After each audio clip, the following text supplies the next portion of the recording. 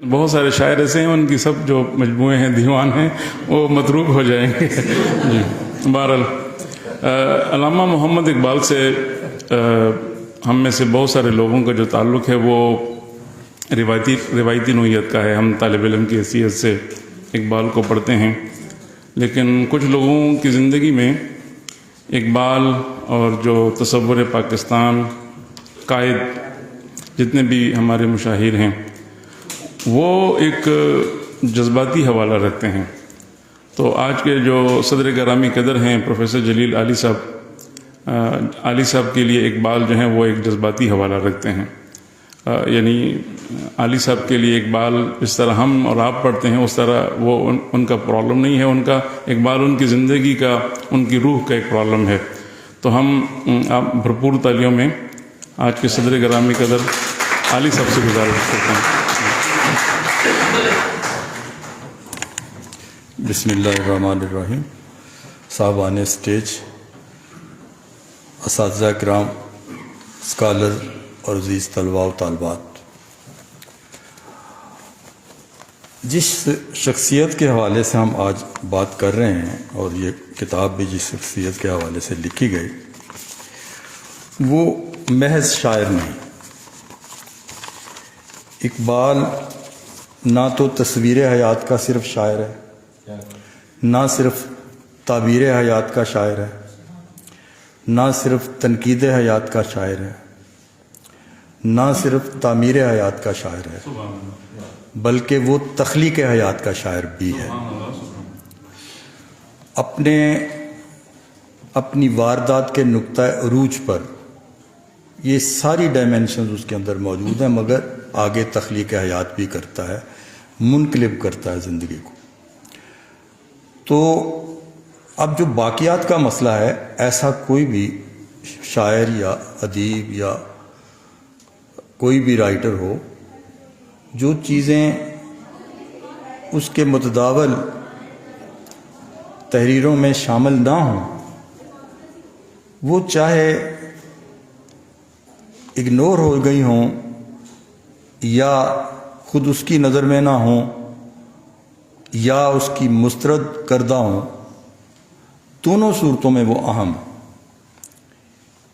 کیونکہ اس کے جو فدائین ہوتے ہیں، چاہنے والے ہوتے ہیں، یہ علاوہ اس کی فکری معاملات کے میں بات کرنے لگا ہوں، ان کے لیے خود ان کی اپنی شخصیت پر کوئی چیز فنی معیار پر پوری نہ بھی اتر رہی ہو تو اس میں کوئی نہ کوئی بات کہی ہوئی ہوتی ہے اس نے، تو وہ میٹر کرتی ہے اس کے ریڈرز کے لیے.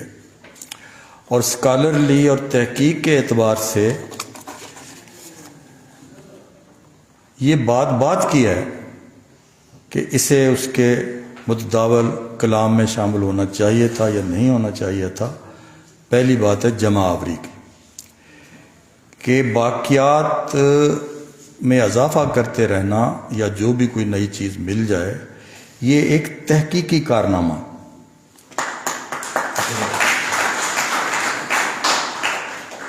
اب اس کے بعد جب یہ مواد آپ کے سامنے ہوگا تو آپ ڈیسائیڈ کریں گے نا کہ کون سی بات اقبال کی نگاہوں سے اوجھل ہو گئی یا پوری طرح سے اسے توجہ نہیں دے سکے، اس وجہ سے شامل نہیں ہوئی، اور کون سی چیز جو ہے انہوں نے مسترد کر دی تو کیوں کی.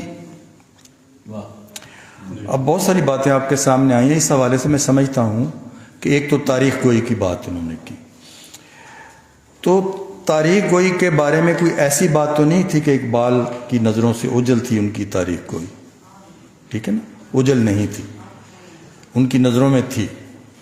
ایسا نہیں تھا کہ وہ کہیں گم ہو گیا ہوں. تو وہ ہم بعد میں اس پر بات کریں گے.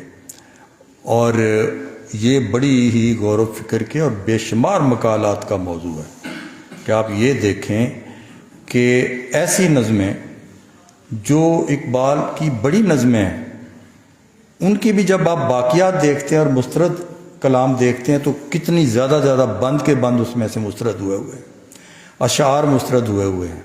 تو ہم کو پتہ کرنا چاہیے کہ یہ کس وجہ سے اقبال نے کیا. ہاں بعض اوقات ایکسیپشنل یہ بات ہوتی ہے، ایکسیپشنل، کہ جس بات کو رائٹر رد کرتا ہے اس میں سے کوئی ایسا جوہر نکل آئے جو کسی وجہ سے اس کی بھی نگاہ میں نہ آیا ہو. جیسے غالب کا یہ شعر کہ ہے کہاں تمنا کا دوسرا قدم یارب، ہم نے دشت امکان کو ایک نقشے پا پایا. تو غالب نے پا پایا کے تنافر کی وجہ سے نکالا، مگر وقت نے یہ ثابت کیا کہ یہ شعر نہ صرف غالب کے بہترین شعروں میں شامل ہے، اردو شاعری کے بہترین کلام میں شامل ہے، بلکہ دنیا کی جو شاعری کی بہترین مثالیں آپ دے سکتے ہیں اس میں سے شامل کر سکتے ہیں. تو ایسا ہو جاتا ہے، ایسا ہوتا ہے. اور یقیناً اقبال کے ہاں بھی بعض جگہوں پر ایسے نشاندہی ہو سکتی ہے، ایسے اشعار آپ بتا سکتے ہیں، مگر یہ ایک بڑا کام ہے کہ پہلے ہمیں یہ پتہ کرنا چاہیے کہ اقبال کی تخلیقی و فکری ترجیحات کیا ہے. کیونکہ آپ یہ دیکھتے ہیں کہ اقبال نے تو غزل کی زبان بدل دی. آپ کے سب سے جو بڑے شاعر اپنے آپ کو کہتے ہیں اس وقت ظفر اقبال غزل کے، وہ اقبال کی بال جبریل کے بارے میں یہ کہتے ہیں کہ یہ غزلیں نہیں ہیں. اس کا کیا مطلب ہوا؟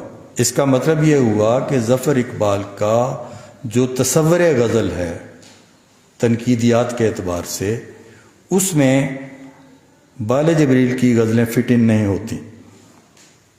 تو جب ہم اس اصول کو مانیں کہ آپ نے کسی بھی روایت میں اپنے تخلیقی معیارات اس روایت میں بڑی تخلیقات سے اخذ کرنے، تو سارا منظرنامہ تنقید کا بدل جائے. کیونکہ ابھی تک ہماری تنقید جو ہے وہ نقل کر رہی ہے ویسٹرن فریمز کی. جو بھی تھیری باہر سے آتی ہے ہم آنکھیں بند کر کے اپنے ادب کو اس کے اندر اور اس کی روشنی میں دیکھنا شروع کر دیتے ہیں. تو میں ہر اس تخلیق اور تنقیدی پیمانے کو خاص طور پر شاعری کے بارے میں ادھورا تنقیدی پیمانہ سمجھتا ہوں جو اقبال کی تخلیقی واردات کو انوالو کر کے بات نہ کر سکے. اقبال نے آپ کو بتایا ہے کہ اپنے تخلیقی ادب کو سارے پرانے کو لے کے اب تک آپ نے کس مقام نظر سے دیکھنا، تو اس مقام نظر پر ہم اپنے آپ کو لے جائیں، پھر ہمیں یہ بات سمجھ میں آئے گی کہ اقبال کی جو گروتھ ہوئی تو اس کے اندر اس نے بالآخر کیا فیصلے کیے، اپنے فنی فیصلے کیا کیے. کیونکہ اقبال کی تو کلام کے اندر سے ان کے مفکرانہ جو تحریریں ہیں، لیکچرز لے رہے ہیں، ان سے بھی تنقیدی معیارات نکلتے ہیں، لیکن ان کے اپنے جو تخلیقی بیانات ہیں، تخلیقی اشعار ہیں، ان کے اندر سے بھی اس کا نظریہ فن نکلتا ہے پوری طریقے سے. تو اقبال کے قریب رہ کر ہمیں بات کرنی ہوگی. مجھے یاد آ رہا ہے تاکہ تھوڑی سی محفل جو ہے اس کی سنجیدگی ذرا کم ہو، میں جب ایم اے اردو کر رہا تھا تو میرے ذمے ایک سیمینار آیا، تو اس میں میرا مضمون تھا اقبال کا تصور مرد مومن. تو کوئی 200 طالب علم بیٹھے ہوئے تھے ہال میں، تو سید وقار عظیم صدارت کر رہے تھے. تو کسی ایک نے یہ سوال کیا میرے مقالہ پڑھنے کے بعد کہ جی اس میں علی صاحب نے اپنی طرف سے کیا بات کی ہے؟ یہ تو ساری انہوں نے اقبال کی باتیں کی ہیں اور ان کی کوٹیشنز دی ہیں اور ان کے اشعار دیے. تو میں نے یہ کہا کہ اگر میں اپنی طرف سے باتیں کرتا تو پھر مرد مومن میرا ہو جاتا، اقبال کا تو نہ رہتا.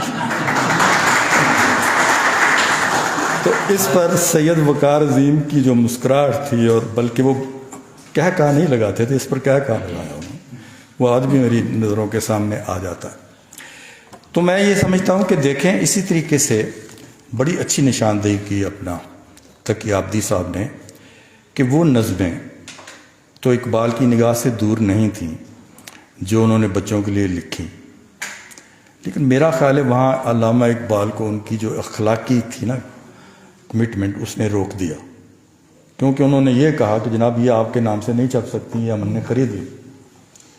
تو اقبال نے شاید اس لیے وہاں کیا ہوگا، ورنہ یقیناً انہوں نے ایک جو نظمیں جو سنائی ہیں وہ اس قابل ہیں، جو شامل کی ہیں علامہ اقبال نے اسی معیار کے برابر لگتی ہیں. وہ بالکل درست آپ نے بات کہی. تو اسی طریقے سے دوسرا جو ہے سارا کچھ آپ باقی کا کلام سارا دیکھیں، ایک نظم اس میں ہے جو پنجاب سے خطاب کیا گیا ہوا اسلامیہ کالج کا خطاب پنجاب کے مسلمانوں سے، بڑی امپورٹنٹ نظم، اور میں سمجھتا ہوں کہ یہ بھی بڑے معیار کی نظم ہے، اسے بھی سامنے ہونا چاہیے۔ تقی آبدی صاحب نے محنت اتنی زیادہ کی ہے، یہ جو جدولیں بنائی ہیں انہوں نے، یہ جدولیں جو انہوں نے بنائی ہیں، یہ سمجھ لیں کہ ہزاروں صفحات جو ہیں ان کو 3-4 صفحوں میں بند کر دیا۔ اس پر اگر آپ تحریر میں بیان کرنے لگیں، ان جدولوں کو ایکسپلین کرنے لگیں، تو آپ کو اتنے صفحے لکھنے پڑیں گے۔ تو ایک ریڈی میڈ انہوں نے چیز سامنے رکھ دی آپ کے۔ اب یہ ہے کہ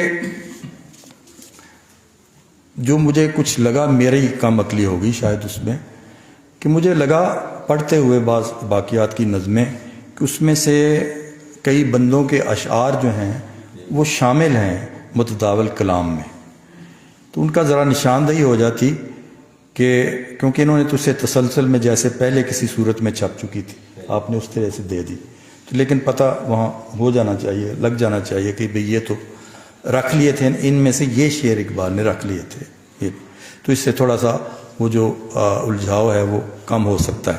تو میرا خیال ہے میں بہت لمبی باتیں نہ کروں، صرف میں اس بات پر بات اپنی ختم کرتا ہوں کہ میں نے کل تقی آبدی صاحب سے کہا کہ آپ نے کوئی جن قابو کر رکھا ہے، آپ جو اتنے بڑے بڑے کام کرتے ہیں، تو یقین جانیں اس وقت میری کیفیت یہ تھی کہ مجھے ڈر لگنے لگا کہ یہ کہیں غائب نہ ہو جائے۔